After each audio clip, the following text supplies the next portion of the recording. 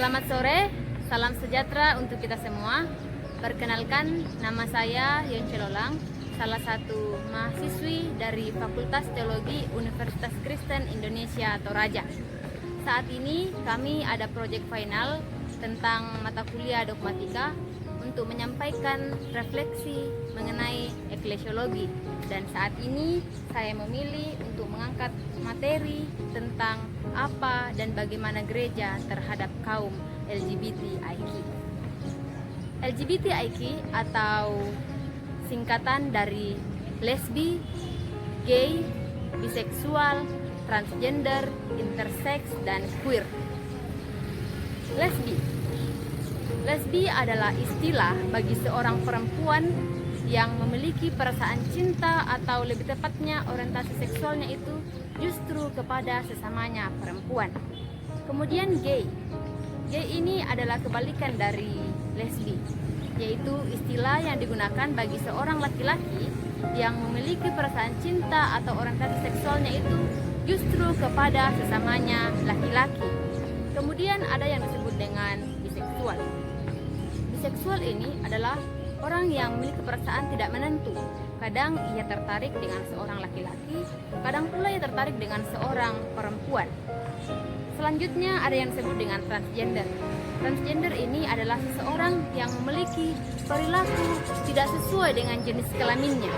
Kemudian ada yang disebut dengan intersex. Intersex ini adalah seseorang yang berjenis kelamin ganda. Ia memiliki penis dan juga ia memiliki vagina, yang tidak menutup kemungkinan keduanya ini bisa sama-sama berfungsi. Yang terakhir ialah queer. Queer ini adalah seseorang yang masih bingung akan orientasi seksualnya atau perasaan cintanya. Apakah ia tertarik dengan seorang laki-laki ataukah ia tertarik dengan seorang perempuan? Dari beberapa kasus yang saya sampaikan ini, rupanya ada beberapa faktor yang mempengaruhinya. Yang pertama itu bisa saja karena faktor genetik. Faktor genetik artinya seseorang yang mengalami terlibat dalam kasus LGBTIQ bisa saja diturunkan dari keluarganya yang sebelumnya. Kemudian ada juga faktor pengalaman buruk di masa lalu.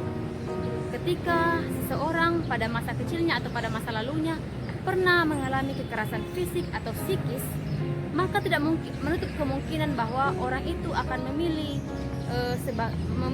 untuk terlibat dalam kasus LGBT sebagai pilihan hidupnya.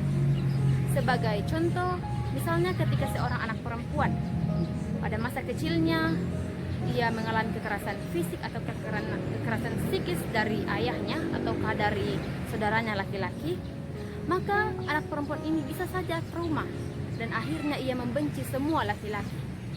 Kemudian ada juga karena faktor pengaruh lingkungan atau pengaruh pergaulan, dan ini merupakan salah satu faktor yang paling dominan yang dialami oleh kasus LGBTIQ.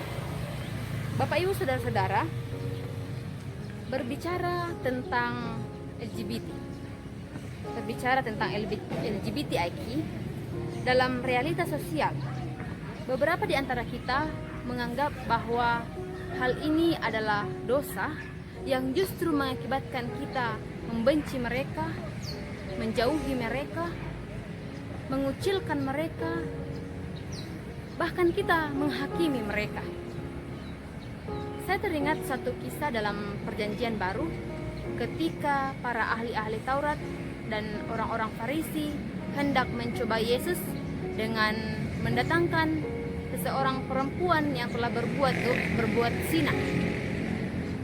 Lalu orang-orang Farisi atau ahli-ahli Taurat ini berkata kepada Yesus bahwa Musa memerintahkan kita untuk menghakimi, Musa memerintahkan kita untuk melempari orang-orang yang berbuat demikian. Tetapi apa kata Yesus pada saat itu? Yesus berkata kepada mereka bahwa siapa di antara kalian yang tidak berbuat dosa, hendaklah yang pertama melempari batu kepada perempuan itu. Pada saat itu, para ahli-ahli Taurat dan orang-orang Farisi meninggalkan mereka. Lalu Yesus berkata kepada perempuan itu bahwa dirinya pun tidak akan menghakiminya. Dan ia menyuruh perempuan itu pergi dan berkata kepadanya untuk tidak berbuat dosa lagi. Dari bacaan atau dari kisah ini, jika kita memperhatikannya, memang tidak terlalu relevan untuk disandingkan dengan kasus LGBT pada masa kini.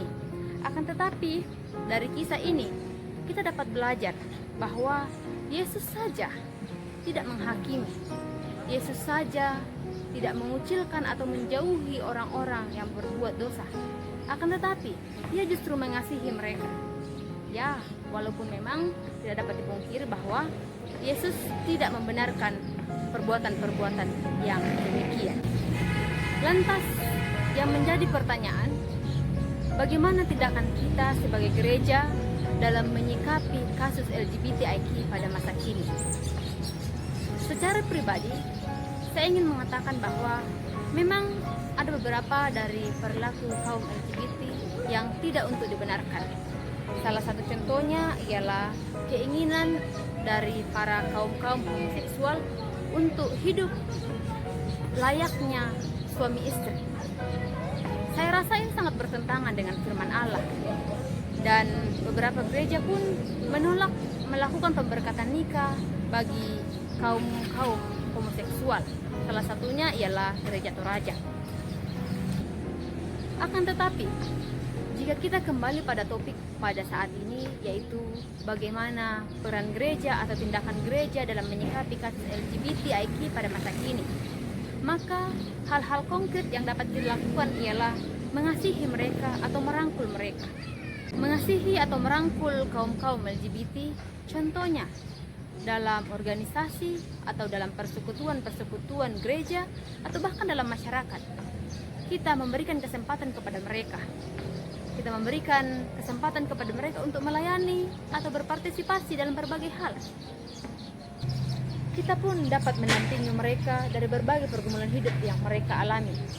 Seperti yang saya telah katakan tadi bahwa ada beberapa faktor yang mempengaruhi mereka terlibat atau terperangkap dalam kasus LGBTIQ, seperti pengaruh lingkungan atau pengaruh pergaulan, atau bahkan pengaruh pengalaman buruk di masa lalu yang mengakibatkan dirinya menjadi trauma dan menjadi benci dengan lawan jenisnya. Sehingga tidak dapat dipungkiri bahwa hal ini dapat dipulihkan dengan berbagai pendampingan konseling atau terapi-terapi. Saya rasa ini adalah beberapa hal yang dapat gereja lakukan dalam menyikapi kasus LGBT pada masa kini.